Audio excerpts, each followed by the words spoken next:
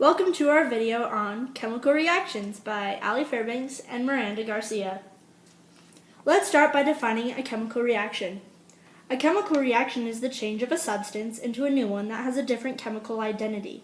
How can I tell if a chemical reaction is occurring? Well, a chemical reaction is usually accompanied by easily observed physical effects, such as the emission of heat and light, the formation of a precipitate, the evolution of gas, or a color change.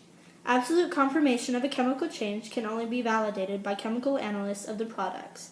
Next, let's look at the history of chemical reactions. From Wikipedia, we learn that the history of chemical reactions' initial theories of transformation of materials were developed by Greek philosophers, such as the four-element theory of Empedocles, stating that any substance is composed of the basic elements fire, water, air, and earth. In the Middle Ages, chemical transformations were studied by alchemists. They attempted in particular to convert lead into gold, for which purpose they used reactions of lead and lead-copper alloys with sulfur.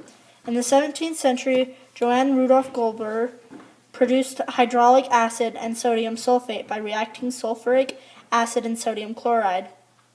From the 16th century, researchers including John Baptist van Helmont, Robert Boyle, and Isaac Newton tried to establish theories of the experimentally observed chemical transformations. Regarding the organic chemistry, it was long believed that compounds obtained from living organisms were too complex to be obtained synthetically. According to the concept of vitalism, organic matter was endowed with a vital force and distinguished from inorganic materials.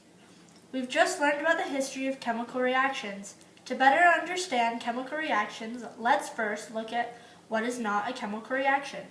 As a reminder, a chemical reaction is the change of a substance into a new one that has a different chemical identity. If the chemicals can be separated and put back into their original form, then a chemical reaction has not occurred.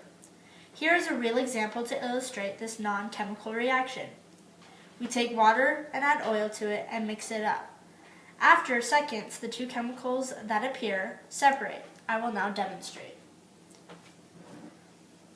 Here you add the olive oil. And as you can see, it's separated from the water. I'm going to stir it around.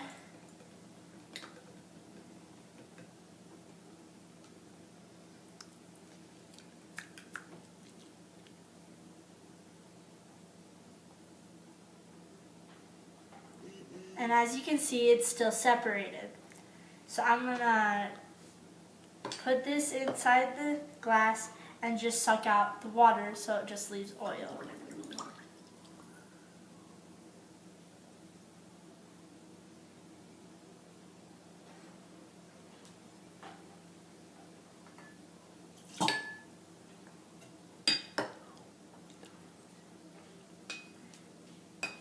And now I'm going to drink it.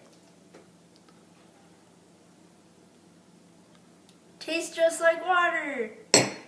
Now let's look at an actual chemical reaction using baking soda and vinegar. Then we'll find a practical example of how this can help us in our lives. Baking soda and vinegar is an example of a multi-step chemical reaction. Here's what happens. The acidic acid in vinegar reacts with the sodium bicarbonate in baking soda to form carbonic acid. It's really a double reaction because carbonic acid is unstable and it immediately falls apart and turns into carbon dioxide and water, or what is called a decomposition reaction. The bubbles you see from the reaction come from the carbon dioxide escaping the solution that is left.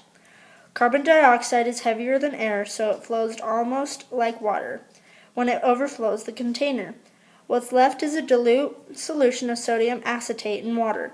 It effectively neutralizes the acid in vinegar.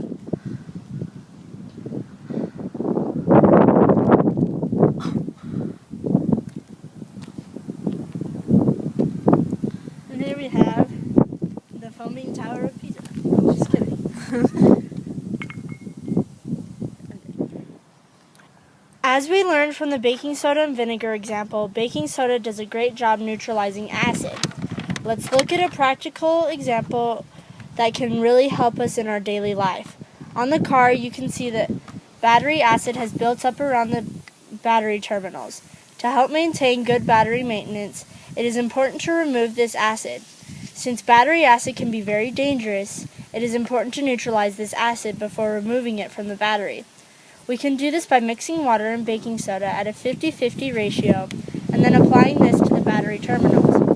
As you can see, this is an effective way to neutralize and remove this harmful acid. Another great practical example of using baking soda to neutralize acid is to use it to help with stomach acid or heartburn. Mixed with water and swallowed baking soda can help reduce acid and relieve heartburn. In conclusion, chemical reactions have a real application in our lives, and we just saw how to safely remove battery acid from a car or relieve heartburn. Here are a few other examples. There's photographic film. There's a chemical reaction on the film wherever light hits it. There's batteries. Chemical reactions within batteries produce electrons called electrochemical reactions.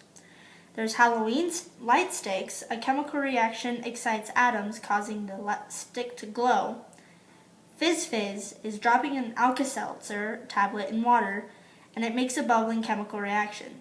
Thanks for watching our video on chemical reactions.